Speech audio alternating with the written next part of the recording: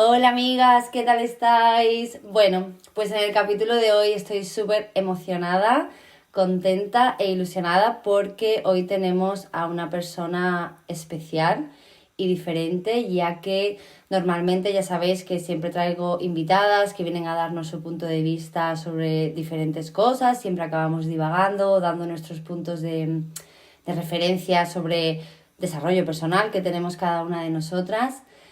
Pero hoy, y haciendo una excepción muy grande porque yo soy bastante tiquismiquis con esto, nuestra invitada no va a ser una invitada, sino que va a ser un invitado. Así que, hola, ¿qué tal?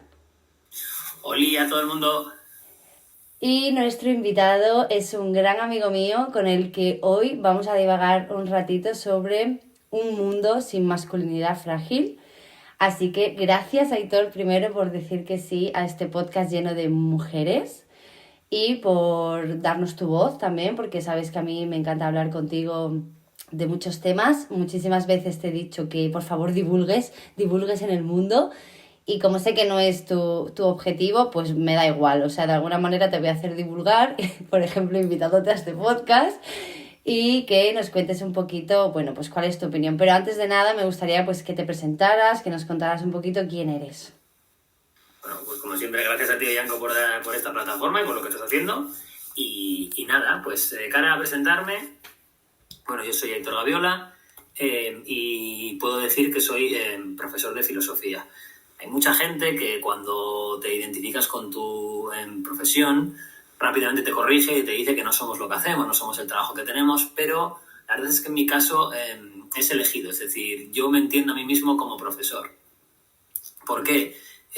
Yo cuando crezco resulta que soy un adolescente problemático, soy el primer adolescente con tratamiento psicológico psiquiátrico en el instituto reconocido, soy un alumno que tampoco era un buen alumno, pero también soy un alumno criminalizado en ese aspecto y según las grandes vaticinios, según la bola de cristal que tenía el profesorado, pues yo era una persona que tenía que estar condenado o a lo que consideran un trabajo no cualificado o acá en una esquina vendiendo drogas. Ajá.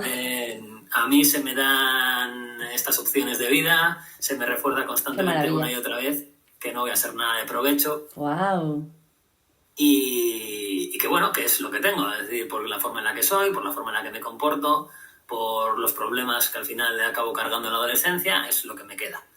Y me enfado mucho con la educación, decido estudiar para ser profesor y para boicotear el sistema desde dentro. Mi venganza contra el profesorado que me trató fatal es hacerme profesor e intentar hacer las cosas diferentes. Entonces, bueno, pues soy profesor de filosofía y lo que busco es tratar a las nuevas generaciones, a todas las alumnas y los alumnos que tengo delante, de la forma totalmente opuesta a como sentí yo que me trataban. Qué maravilla y qué regalo. Y gracias, o sea, gracias por venir a remover el sistema entero. Además, antes de empezar a hablar de lo que quería que habláramos hoy, sé que en algunos institutos te lo han puesto un poquito difícil, ¿no? Incluso la dirección o el profesorado por tus formas de impartir clases. A ver, sobre todo al principio. Ahora, a ver, es cierto que la educación está cambiando bastante, que se está haciendo un esfuerzo porque sea diferente, porque sea más inclusiva, porque sea más basada en proyectos, en poco salir a la calle y pensar qué realmente nos gustaría aprender en un aula, más que lo que, pues yo que sé, la materia que está desde los años 80 impuesta diciendo qué es lo que hay que memorizar. Entonces se está haciendo un esfuerzo. Pero yo cuando empecé hace ya casi 10 años, bueno, digamos que a veces encuentras con centros, con profesorado que llevan muchos años llevando a cabo este trabajo, que están muy acostumbrados a hacer las cosas de una determinada manera, que están muy cómodos. En este caso hablo en el plural masculino porque en general todas las personas que me encontré encajaban pues, en esta asociación, es decir, en esta identidad, eran casi todos, prácticamente todos hombres, y estaban muy cómodos en su situación.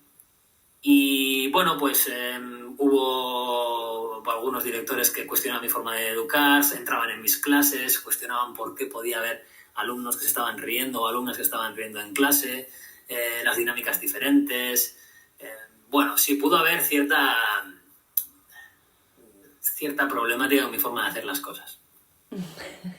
Eres el profesor de filosofía que nunca tuve y hubiera adorado tener, porque yo también era un cafre, obviamente, en el instituto, pero porque nunca me encontré a alguien como tú, que me dejara libertad de pensamiento, que sobre todo es lo que considero que tú haces con tus alumnos, ¿no? Darles esa parte crítica en la que ellos puedan pues descubrir en qué quieren creer, en qué quieren pensar, cómo quieren ver el mundo, y que me parece tan importante. Bueno, a ver, obviamente no te voy a decir que no parezca importante mi labor, porque dedico prácticamente pues la totalidad de la semana a pensar dinámicas dirigidas a ello. Es complicado, es posible, nos han convencido tanto de que no es factible cambiar el mundo ni cambiar la realidad y simplemente tenemos que aceptarla y aprender a ser como esperan que seamos, que no le dedicamos nada de tiempo a imaginar una forma distinta de salir. Entonces, mi pequeño granito de arena, que es chiquitín, pero es lo que puedo hacer, es intentar boicotear esa idea en las mentes de todas las personas que están por venir. Para que te hagas una idea, hubo un caso que a mí me marcó mucho, lo digo siempre en clase, y es que les pillé un día, porque yo estábamos hablando en ética, era un alumnado muy jovencito. Estamos hablando de gente de 12 años. Uh-huh.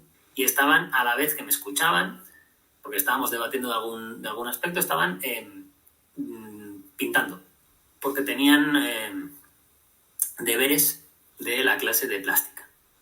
Entonces tenían que pintar el pez. Pues era un pez que tenían que pintarlo por dentro.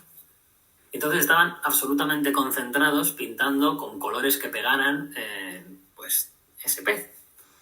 Y entonces yo paré la clase y les dije, joder, nadie quiere salirse de esto. Entonces tuvimos toda una clase sobre pintarle cuernos al pez, cambiar los colores, pintar con las manos. Entonces llevó a cabo una dinámica entera en la que empezaron a salir unos peces rarísimos, maravillosos, extrañísimos, unos colores que no pegaban nada. Habían empezado a pintar con las manos, con témperas, habían hecho, pues eso, crestas, alas al pez. Y a mí me parece un ejercicio maravilloso, pero al día siguiente tuve un pitote terrible porque la persona encargada de dar plástica me dijo por qué había boicoteado yo su ejercicio. Es decir, si desde la asignatura más libre que pueda haber para la imaginación, que es arte, se suspende al alumnado por haberse salido de las líneas de puntos, ¿qué podemos esperar como sociedad, no? Joder, ya te digo, Wow, bueno, a ver, es que voy a tener que invitarte a 50 podcasts, Aitor, porque claro, podemos estar hablando también del sistema educativo 50 horas y me encantaría, pero bueno, si te parece bien, vamos un poquito con el tema para el que hoy te había traído, aunque ya te digo que me aprovecharé de tu amistad para traerte en más ocasiones. ¿Te parece?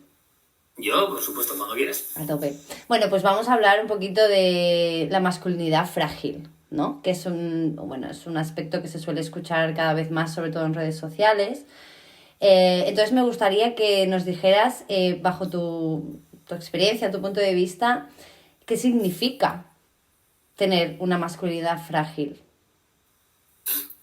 Claro, para hablar de masculinidad frágil, para mí hay que primero entender los dos conceptos a tope. La masculinidad es un poco todas esas características que un hombre tiene que tener simplemente por el hecho de haber nacido hombre. Es decir, la sociedad te pone unos límites, una jaula, un corsé, como queramos llamarlo, que tienen que acotar tu identidad y tienes que amoldarte a una determinada forma de ser por haber nacido en un determinado cuerpo. Uh-huh. Entonces, se ha creado una serie de identidades construidas que se entiende como lo masculino y lo femenino, que una mujer tiene que tener una serie de características y un hombre otras.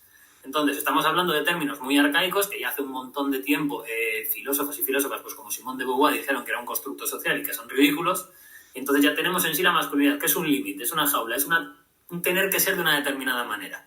En caso de los hombres, pues, por ejemplos muy claros, pues no llorar, ser fuerte, ser proactivo, tener que ser tú la persona que da siempre el primer paso, no hablar de tus problemas con los demás, bueno, por supuesto rechazar todo tipo de cuestiones que te hagan parecer débil, afeminado o, digamos, ya no entremos ya en la posibilidad de que a un adolescente le digan que pueda parecer gay, porque eso es, el cisma de Occidente. Ahora, gracias a Dios, las cosas han cambiado, entre el alumnado las cosas se entienden muy distintas, pero hace 20 años 2 amigos podían llegar a pegarse porque uno insinuaba que el otro podía llegar a ser gay, como si fuera algo horrible, porque iba contra esa masculinidad, porque estaba llamándote femenino. Entonces tenemos una categoría arcaica y por otra parte frágil. ¿Qué es algo frágil? Algo frágil es algo que no se puede tocar. Es algo que no se puede manipular. Es algo que, pues eso, que tienes que tener mucho cuidado, que solo puedes observarlo, que tienes que mirarlo desde lejos, no toques porque se rompe, no toques porque es súper importante y puede cambiar. Entonces algo frágil es algo que no se puede tocar o manipular. Entonces tenemos, por un lado, una determinada forma de ser que te obligan a tener y por otro lado, que no puedes tocar esa forma de ser. Tienes que dejarla tal cual está, porque es súper importante y si no se rompe y entonces tenemos un problema gordísimo. Entonces, masculinidad frágil es tener una forma de ser que te han impuesto con igual características que no te encajan, que no te sientan bien, que no entiendes y que encima no puedes manejar, cambiar ni tocar, porque si entras en ello se puede romper y entonces estás fuera de la sociedad, eres una persona rara, eres un extraño o eres alguien que simplemente pasa a ser sujeto de exilio social o de bullying. Entonces es, en pocas palabras, una putada. ¿Y cómo afecta esto a los hombres? Pues limita todo lo que podrían llegar a hacer. Es decir, es una jaula. Es decir, no puedes, si tienes un problema, por ejemplo, con tu pareja, no se lo puedes decir a tus amigos. Pues ahora las cosas han cambiado, pero desde una masculinidad frágil no se lo puedes decir a tus amigos, porque ¿cómo van a poner en duda? ¿Cómo vas a decir algo que ponga en duda tu hombría o tus problemas? No vayamos a entrar en cuestiones sexuales, digamos, que vayas a contarle a un amigo que estás preocupado porque has tenido un gatillazo psicológico. No, por Dios, ¿cómo se va a poner en duda tu virilidad y tu capacidad de ser, un semental sexual? No, por favor. No puedes emocionarte con una película. No puedes sentir miedo porque tienes que ser la persona que todo el rato esté segura. No puedes esperar a que otra persona dé el primer paso, tienes que darlo tú. Entonces son un montón de límites que tienes que comerte con patatas aunque no los entiendas, porque no hacerlo implica dejar de ser hombre, por lo tanto implica dejar de ser tú, implica que la gente, pues eso, te abandone y que tu nombre no tenga de repente significado en tu propio cuerpo, lo cual es simplemente horrible. Claro, y cuando dejas de ser hombre, ¿qué pasas a ser? Esa es la cuestión. Simone de Beauvoir decía en su texto que hay gente que hablaba de que no se podía destruir la feminidad porque si las mujeres dejaban de ser femeninas pasaban a ser monstruos. Es decir, cuando no puedes ser humano porque te privan de la oportunidad de serlo y como no conocemos a nadie que haya sido Dios, lo único que queda es animal o monstruo. Entonces, tú te sientes como un monstruo, es que no te lo puedes permitir, te sientes es raro, extraño, monstruoso, defectuoso, te sientes algo roto, entonces pasas a ser algo no humano, pierdes tu humanidad por no poder ser como la gente te ha dicho que tienes que ser. Claro, y al final sostener esa hombría, ¿no? Esa masculinidad que no puedo permitirme romper porque si no soy un monstruo. ¿De qué forma nos pone en contra con la sociedad, ¿no? O sea, ¿de qué forma afecta a que luego también haya esta rivalidad entre hombres, mujeres y, bueno, todo lo que conlleva el machismo, el feminismo y demás? Claro, obviamente, bueno, mi punto de vista es que en general, quitando casos extraños que los hay, las personas suelen hacer daño cuando sufren. Es decir, cuando tú te sientes pequeño o pequeña, cuando sientes que, pues eso, que hay algo que te está haciendo sentir monstruoso, extraño, roto, defectuoso, solo tienes 2 opciones. O intentas crecer y reconstruirte, o haces más pequeñas a las otras personas. Porque nadie quiere que le miren por encima. Nadie quiere sentirse diminuto frente a los demás. Entonces tienes 2 opciones. O hacer que el resto sean igual de pequeñitos y que se sientan igual de frágiles que tú, o aprender a reconstruirte. Entonces, es mucho más fácil romper algo que construir algo. Entonces, mucha gente, cuando siente que es frágil, que tiene que encajar de una determinada manera, que no es libre, su opción es privar de libertad a las otras personas. Utilizar esos privilegios que puedas tener por el hecho de haber nacido hombre para hacer que otras personas se sientan mal, hacer daño, privar de libertades, enjaular, hacer bullying porque realmente te da miedo romperte tú por dentro, por lo tanto, toda esa violencia la ejerces hacia afuera. Por lo menos es la idea que yo tengo. Es decir, la gente que más segura parece y que más daño hace diciendo que las cosas tienen que ser de una determinada manera, la gente más fanática es la gente que más miedo tiene por dentro. Claro. Y no se nota hacia afuera, o sea, quiero decir, se nota todo lo contrario, ¿no? Viene en base a agresividad, como a imponer, ¿no? Como...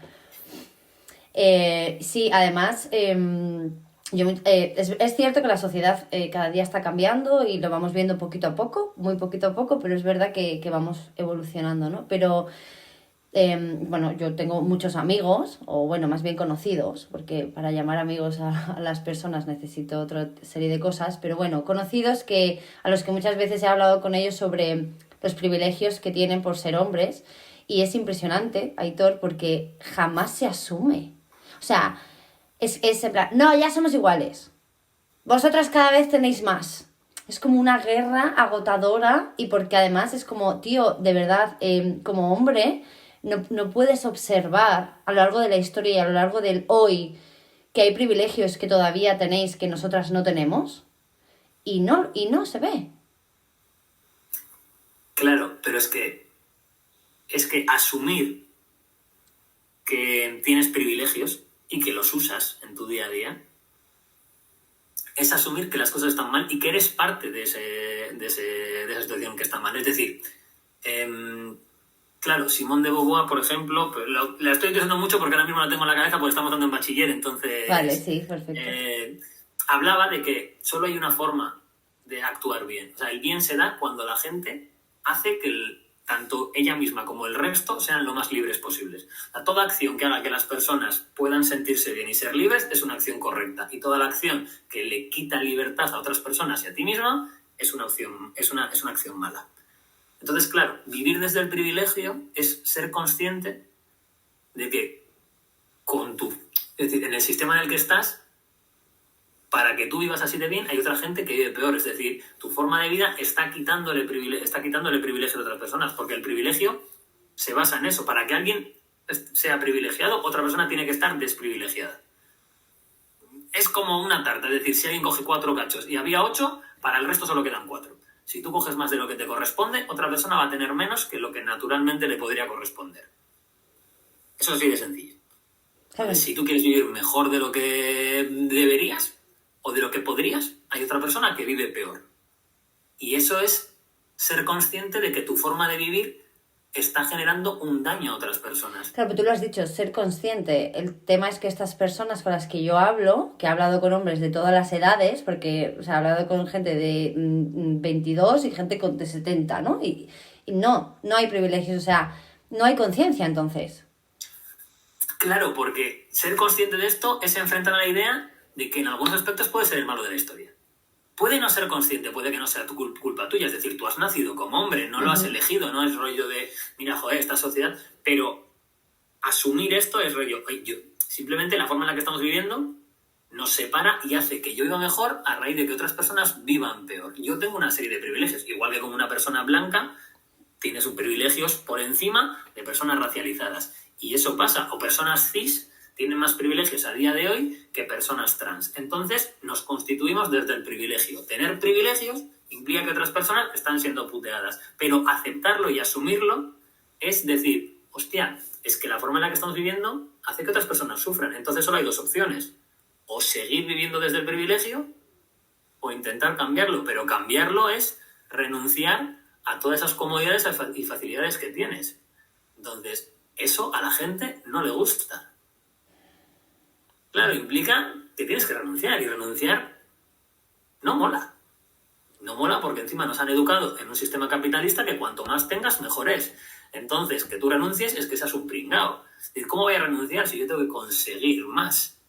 Entonces, ¿tengo que renunciar yo? No, hombre, no es mi culpa, es decir, no es problema mío. Entonces, muchas veces es más fácil negarlo, porque es decir, nadie quiere sentirse una mala persona o un villano y saber que hay problemas y aún así decir, mira, yo prefiero tener mis cosas a que tú tengas derechos, en ciertos puntos te convierte en algunos aspectos en una persona que pueda ser un villano. Entonces nadie quiere ser el malo de la historia.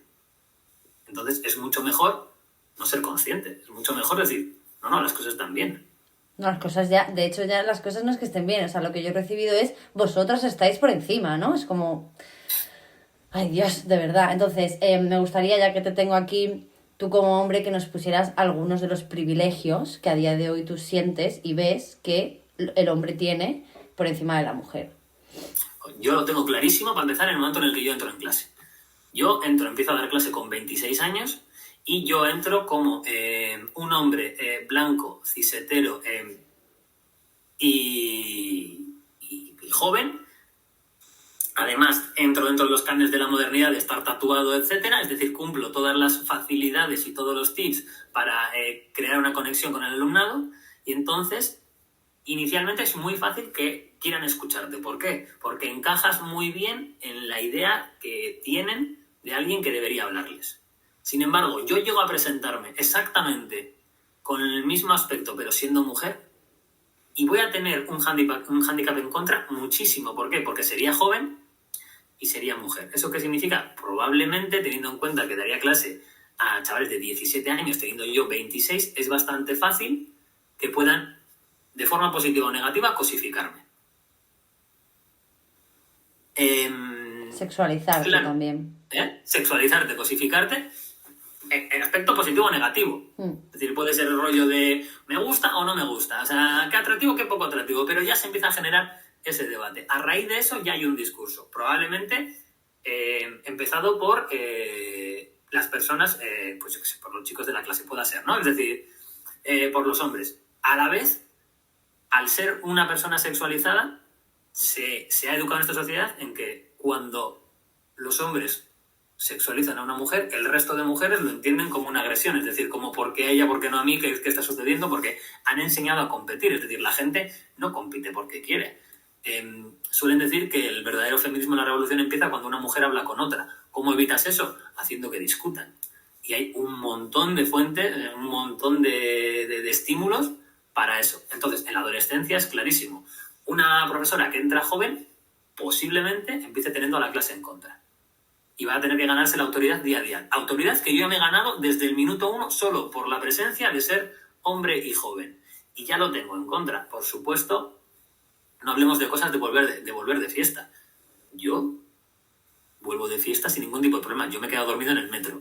Yo me he quedado dormido en un banco porque estaba muy cansado a las 7 de la mañana y digo, bueno, o en la playa. Muy cansado o muy borracho.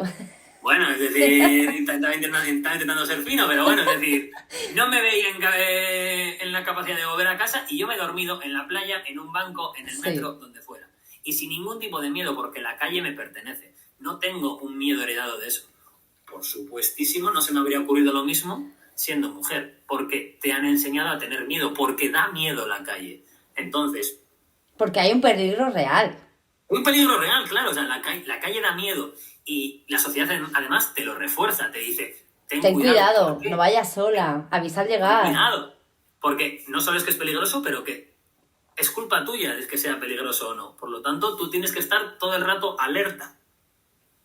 Entonces, 1, da miedo, 2, te incentivan el miedo. La calle no te pertenece. Entonces, obviamente, hay privilegios cuando la mitad de la población puede dormirse en el metro y la otra mitad tiene que ir con las llaves en la mano como si fuera un puño americano cuando vuelve a casa o llamando a su amiga por teléfono porque le han dicho, y es cierto, que la calle es peligrosa.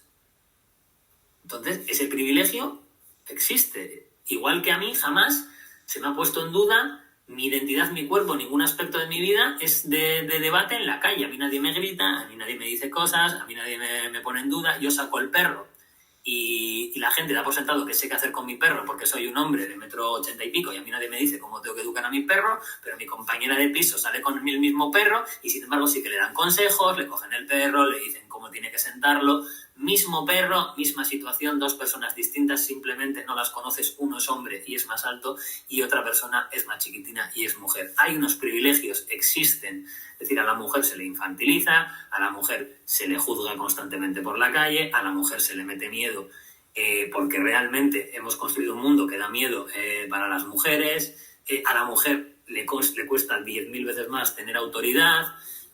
Y cuando la tienes, una perra. Por supuesto. Por no decir otra palabra. Por supuesto. Entonces, hostias, pues las diferencias son claramente visibles y estamos entrando solo en cosas que puedes ver cualquier día saliendo a la calle. Es decir, no vamos a entrar en cosas más profundas, pero es que, obviamente, estas cosas suceden. Una más. Una más. Pues, por ejemplo, con esto de que dicen que es muy gracioso, ¿no? El tema laboral. Que salen ahora un montón de youtubers y gente entendida diciendo que es ilegal, que haya sueldos diferentes en España, que no hay desigualdad en el empleo porque se ha subsanado eso. Que nadie está diciendo aquí que se le pague distinto a un profesor que a una profesora. Por supuesto que cobramos lo mismo. Ahora, el problema de la diferencia en el trabajo es cuántas personas llegan a una situación de poder siendo hombres o siendo mujeres. Es decir, en la universidad, ¿cuántos rectores hay y cuántas rectoras? Igual estamos hablando de una proporción de 7-1 o 8-1. Lo cual es curioso porque van muchas más mujeres a la universidad que hombres. Es decir, estudia cada vez más mujeres que hombres en un porcentaje brutal, y sin embargo, a la hora de decidir quién manda en los aspectos de la universidad, hay 7 veces más hombres que mujeres. Siendo menos la cantidad de estudiantes varones que mujeres. Entonces, otra forma de diferencia, por supuesto, es una forma de poder. Vamos, pues que existe el límite de poder que puede tener una mujer. para llegar al poder o al éxito entendido como alto, ¿no? En un cargo, nosotras tenemos que hacer mucho trabajo, mucho más que cualquier hombre. Claro. Y luego también soportar comentarios de lo has conseguido por lo que lo has conseguido. Puesto. Y bueno, todo esto, ¿no? A mí, tú sabes que yo trabajo con las redes sociales y cuando empecé, pues me cuestionaba mucho el tema de ser auténtica, la verdad, que al final Vidas Guau está creado un poco para eso, ¿no? Un poco, mucho, para que las mujeres pues conectemos con esa parte auténtica siendo y nos da igual lo que piensen, ¿no? Pero al principio recuerdo que yo veía a hombres que hablaban en redes sociales sobre desarrollo personal o lo que sea, y a mí me gusta mucho la gente que tiene una vibración un poquito macarra en el sentido pues de que dice palabrotas, de que esa autenticidad, ¿no? Que se sale un poco de la norma de lo políticamente profesional, digamos, ¿no? Y yo al principio, o sea, no sabes el debate interno que tuve conmigo, porque era como, tío, yo si me comporto de la misma manera que ellos, soy lo peor. Claro. Y no era una cosa que yo me inventaba y me contaba a mí misma solamente por inseguridad, sino porque cuando además empecé a hablar en redes sociales diciendo palabrotas porque me salen del alma, o sea, no es una cosa que yo diga, voy a decir palabrotas, sino que me sale del alma, recibí comentarios de, sí, muy bien lo que dices, pero es muy poco profesional que hables diciendo palabrotas. Y era como, me cago en la puta.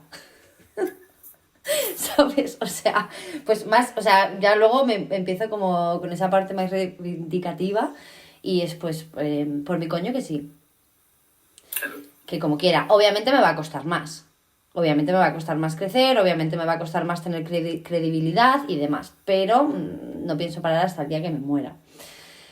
Luego, Aitor, otra cuestión es cómo percibes el feminismo, ¿no? Porque muchos hombres con los que hablo, o muchas mujeres también, porque el machismo está en todas y en todos, perciben el machismo como un ataque directo al hombre. O sea, como algo que habría ya que quitar porque no tiene sentido, no sirve para absolutamente nada y además es un ataque directo al hombre. ¿Cómo lo percibes siendo hombre? A ver, el feminismo, en realidad, es que se une la primera parte y la segunda, porque Claro, es que este es un tema peculiar, porque aquí al principio hemos dicho que hasta cierto punto los hombres son víctimas, Uh-huh. es decir, víctimas de una masculinidad, Uh-huh. están sufriendo a raíz de una presión que socialmente se ejerce para que sean figuras violentas, figuras de dominancia, para que el sistema siga siendo tal y como es. Y por otra parte, hemos dicho que el hombre a su vez es una persona privilegiada que genera otras víctimas. Entonces, claro, el feminismo es una forma de solucionar ambas cuestiones. Porque el feminismo no solo es dar a las mujeres más derechos, por supuesto que sí. El feminismo es un movimiento que lo que busca es romper todas las dinámicas sociales que hacen que haya una lucha constante. Es decir, el feminismo, tal y como yo lo entiendo, es antirracista, es anticapitalista y pone en duda todas las cuestiones de género, de constructos sociales. Es una revisión sobre qué hacer para que las personas en general sean iguales. Vale, en clave de, en este caso, hacer que esas dos poblaciones, la que tiene miedo en la calle y la que la calle le pertenece, vuelvan a tener, o sea, sean iguales. ¿No? Que nadie te sufra miedo en la calle y que nadie pueda dominar la calle con su presencia. Entonces, ni que al hombre le pertenezca de por sí la calle, ni que la mujer sienta miedo. Pero eso, a su vez, es positivo para el hombre también. ¿Por qué? Porque cuando tú, pues utilizando el feminismo, la deconstrucción, el abandonar la masculinidad frágil, el pensar distintas formas de ser, el reconstruirte, te estás permitiendo quitarte el peso de la jaula de la masculinidad que te han puesto, porque ser hombre o ser mujer no implica ser masculino o femenino. Ser persona no implica tener una serie de etiquetas. Lo bonito de ser persona, que es que encima la palabra viene de ahí, persona, o sea, seres humanos somos todos, es una etiqueta biológica. Tú cuando naces eres ser humano, pero persona viene de personar, de generar un personaje, de decidir quién quieres ser. Entonces, para ser persona tienes que libremente decidir quién quieres ser. No puedo libremente decidir quién quiero ser si me han obligado a ser masculino o si me han obligado a ser femenina, si me dicen cuáles tienen que ser todos los puntos que tengo que cumplir, todos los checks que tengo que cumplir para que la gente me acepte tal y como soy. Entonces, esto es fácil. O te inventas o te inventan. Llevan siglos inventándonos y diciéndonos cómo tenemos que ser. Entonces, el feminismo es una solución. Es un movimiento que lucha contra que la gente nos invente. Entonces, sí, ¿se centra en que las mujeres puedan tener derechos? Por supuesto. También se centra en que se rompan todas estas dinámicas de opresión, que es bueno para las mujeres porque es auparlas y es bueno para los hombres porque implica por fin soltar esa presión y poder dejar de ser esa figura masculina, agresiva, violenta. Insensible. Insensible y poder ser lo que necesites ser. Y esto es importantísimo porque nos han educado desde la violencia, desde el no mostrar sentimientos, desde el no generar un vínculo emocional sincero con las personas de nuestro alrededor. Con no decir te quiero, con no llorar, con tener que tener el control de todo. Y lo han hecho desde esa idea de competición y de violencia. Donde hay violencia es imposible que crezca el amor. Y sin amor no hay revolución posible. El amor es lo que cambia el mundo. Suena tremendamente cursi, pero es cierto. Toda revolución es un acto de amor y todo acto de amor es un acto de revolución. La revolución verdadera, el mundo se incendia con amor, porque si a mí me preocupa la persona de al lado y la quiero, yo no dejo que le hagan daño. Y si en el mundo todos nos entendemos desde el amor, somos un colectivo, somos fuertes y el sistema no nos rompe y podemos empezar a inventarnos.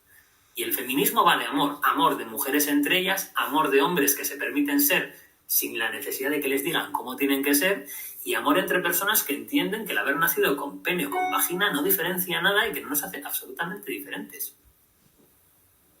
Ojalá llegáramos ahí en algún momento. ¿Tú como hombre te has sentido alguna vez incómodo en relación a estar con otros hombres queriendo hablar, por ejemplo, de tus emociones o mostrarte vulnerable? ¿Y has sentido alguna vez esa incomodidad en la que te habían dicho, venga, tío?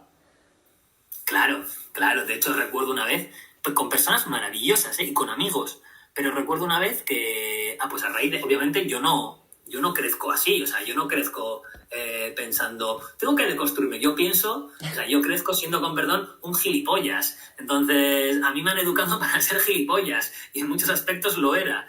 Con el tiempo te vas dando cuenta de cosas, lees, conoces gente, cambias, te vas deconstruyendo poco a poco, pues vas moldeando la forma en la que quieres ser, empiezas a inventarte y entonces empieza a ser incómodo para la gente que te conocía de antes. Y hay un día, yo recuerdo que fui donde la gente de la cuadrilla, que yo la quiero muchísimo y es gente maravillosa, pero que no estamos en ese momento en el mismo punto, y les escribí, pues en un viaje nos habíamos hecho, una carta a cada uno de todas las personas, de todas las cosas que me gustaban de ellos. Uh-huh. Dar una carta de, mira, te quiero por esto y esto. Y muchos, es decir, en muchos aspectos a la gente a mi alrededor le incomodó en el sentido de, yo no quiero que me digas esto, que otras personas me digan, vale, yo lo cojo, pero tengo que decírtelo de vuelta. Y otra gente como, ¿qué es esto? Es decir, ¿por qué de repente me estás diciendo te quiero? ¿Te estás muriendo? ¿Pasa algo? ¿Me has hecho algo?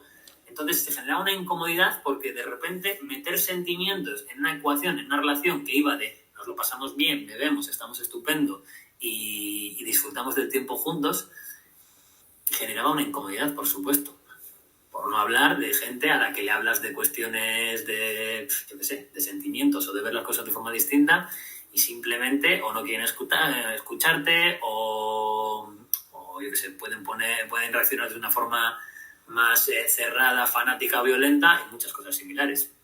De hecho, conozco pocos hombres, pero alguno, bueno, pocos en relación a los muchos que conozco, que alguna vez sí que me han manifestado que se sienten bastante solos, ¿no? En el aspecto de que sí, pueden hablar con mujeres de muchas cosas que les apetece hablar porque lo necesitan, pero que a veces, pues, en su propia tribu no pueden y se sienten como súper abandonados, desolados, ¿no? Solos, porque o son moñas, o son maricas, o son raros, o, bueno, la oveja negra, ¿no? Entonces es como se sienten solos.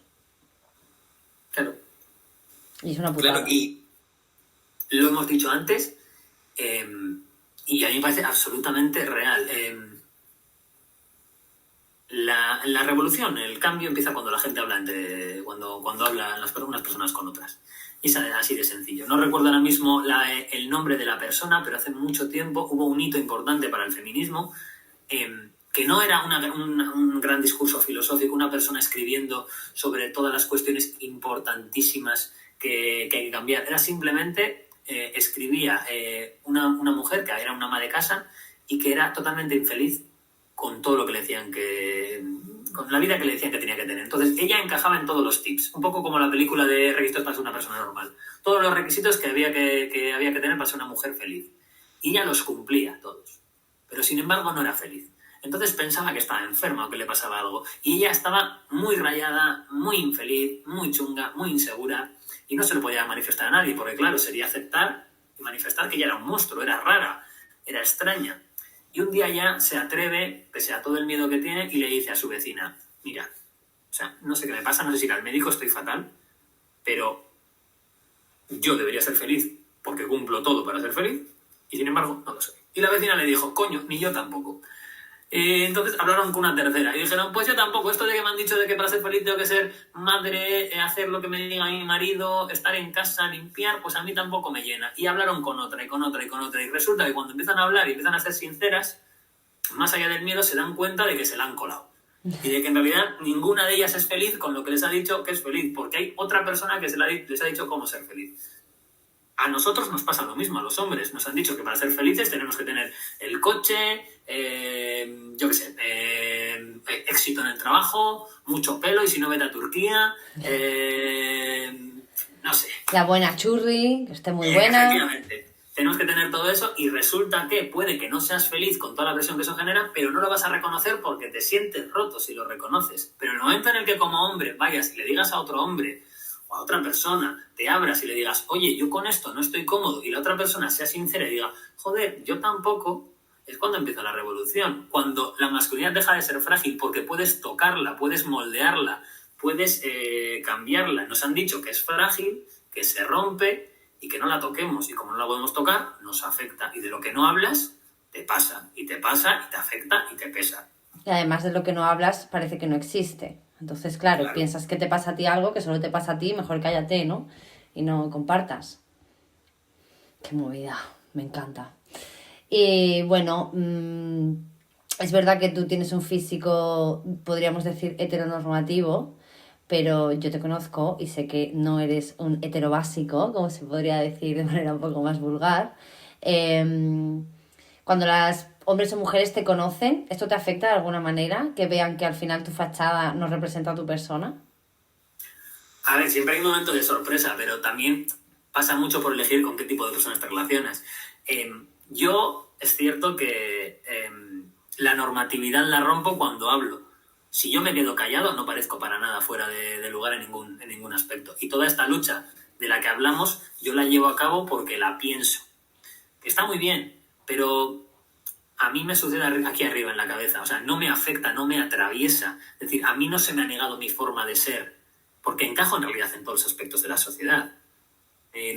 Soy una persona cis, soy una persona blanca, soy una persona pues eso, que se entiende desde la heterosexualidad, y soy un hombre. O sea, todas las películas, todos los romances, todos los carteles y todo lo que cuenta la sociedad a mí me encaja, porque soy prácticamente normativo en casi todos los aspectos, es decir, yo encajo en eso. Otra cosa es que no piense como yo, que creo que hay que abandonar el privilegio, que me parece que nos están comiendo el tarro, que quiero inventarme, pero yo no me siento atravesado por esa injusticia, por esa violencia.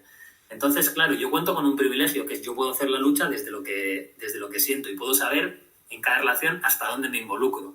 Con personas del día a día, que pues yo que sé, compañeros de trabajo o personas con las que te encuentras, que tienes una relación casual, pues igual no empiezas a hablar de todo esto. No te conocen, ¿no? Entonces, es cierto que yo puedo vivir en el privilegio de saber dónde luchar, cuándo luchar y en qué momento, y con quién relacionarte. Pero, a ver, es cierto que mucha gente cuando me ve y me conoce piensan que soy un punky de manual, y luego, obviamente, empiezas a hablar con esa persona y te dices, pero si en realidad eres un blandito, te encanta el brilli-brilli, Eurovisión, todas estas cosas, es decir, te encanta todo lo que sea, yo qué sé,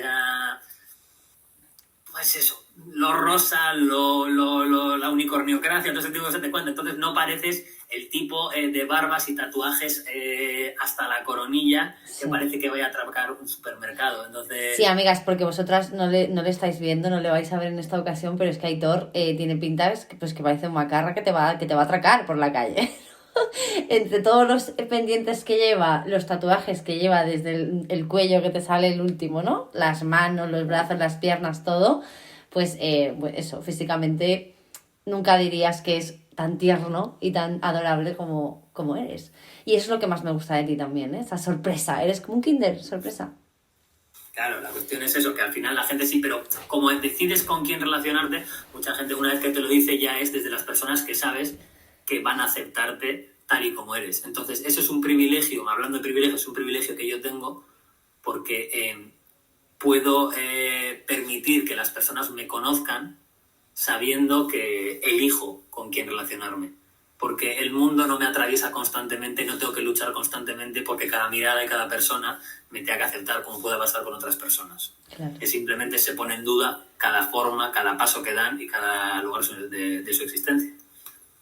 Y luego frente al juicio que puedas recibir en base a tu físico, lo entiendes que eso sea así, ¿no? Porque al final todas las personas hacemos un juicio, queramos o no. O sea, yo te veo a ti y de primeras tengo un juicio, tengo una opinión. Luego otra cosa es que me identifique con ese juicio y crea que eres lo que yo creo que eres y a que luego te conozca, ¿no? Me acuerdo el día que nos conocimos tú y yo, que tú me venías con un ojo morado entero, que yo pensé, pero esta persona, ¿de dónde viene? ¿De la cárcel? ¿Se ha peleado? ¿Qué ha pasado?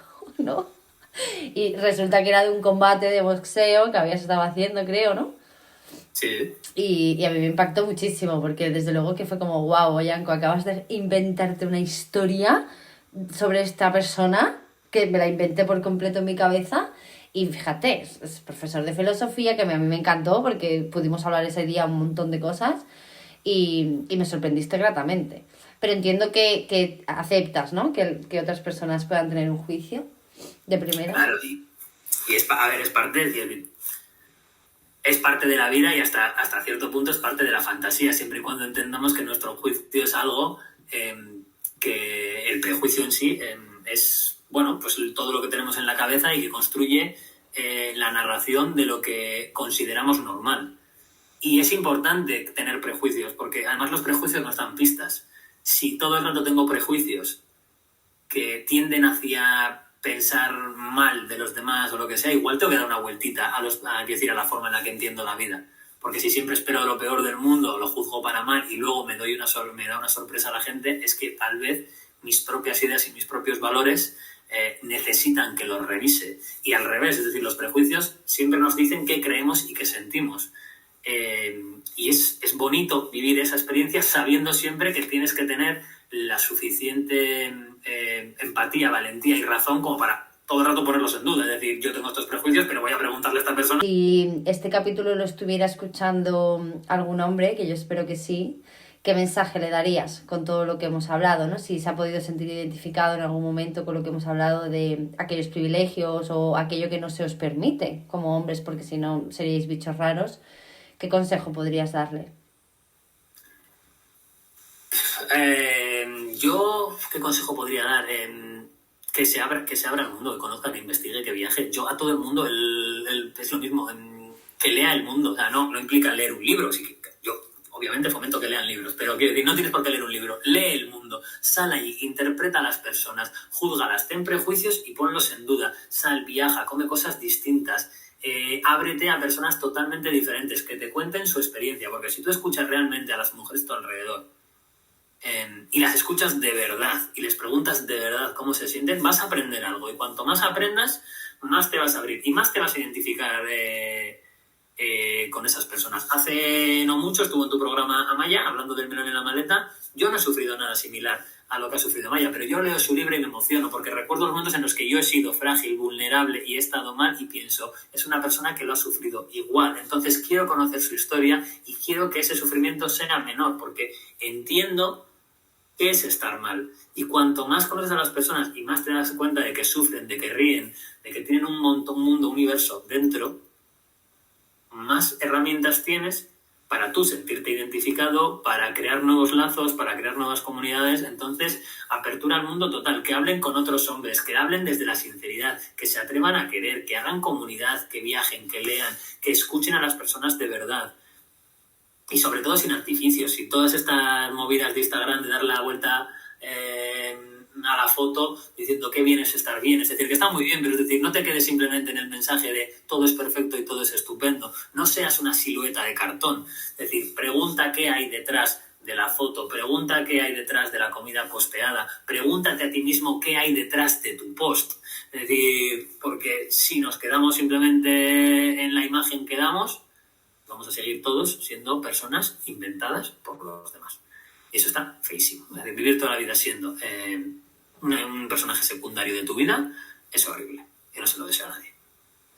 Y mucho de eso pasa por abandonar la masculinidad frágil, la feminidad, por supuesto, construida, encorsetada, los roles asumidos por género, las ideas y prejuicios por distintas razas, que creo que ahora ni siquiera el concepto raza debería ser existente, creo que se ha puesto en duda incluso el mismo concepto, pero bueno, es decir, todo lo asumido a un color de piel, a un color de ojos, a un color de pelos, a un body shaming, a una forma de ser, a una etiqueta que nos han dado. Obviamente todo pasa por ver qué hay detrás de eso, ver qué hay detrás de la etiqueta, ver qué hay detrás de la imagen, del cartón, del post y pensar cómo es la persona detrás y preguntar, porque cuanto más preguntas, más te involucras. Cuanto más te involucras, más quieres. Cuanto más quieres, más revolucionas el mundo. Y cuanto más revolucionas el mundo, más libre eres. Y la vida va de ser libre todo lo posible. Me encanta. Me encanta lo que dices de inventarse a uno mismo. O sea, me voy a quedar con esa frase porque me ha gustado mucho, ¿no? En lugar de que me inventen otros, me invento yo a mí misma, ¿no? Y no vivir un papel secundario rollo el show de Truman. Esta película que es maravillosa porque habla un poco de eso también. Y me fascina. Qué guay, Aitor. No sé, estaría 50 horas más. Bueno. Llevamos 48 minutitos. Yo creo que va a ser ideal para dejarlo aquí. Y bueno, pues decirte que te quiero, decirte que gracias, decirte que me encanta que formes parte de mi vida porque tú me haces tener esperanza en que los hombres conscientes existen y yo conozco a uno o dos y eso me hace muy feliz. Así que, lo dicho, te invitaré en otra y muchas gracias por estar aquí. Gracias a ti por el rato y te quiero un montón y a ver cuándo nos vemos en persona otra vez. Pues pronto espero. Eso es. Un besito. Un beso. Chao.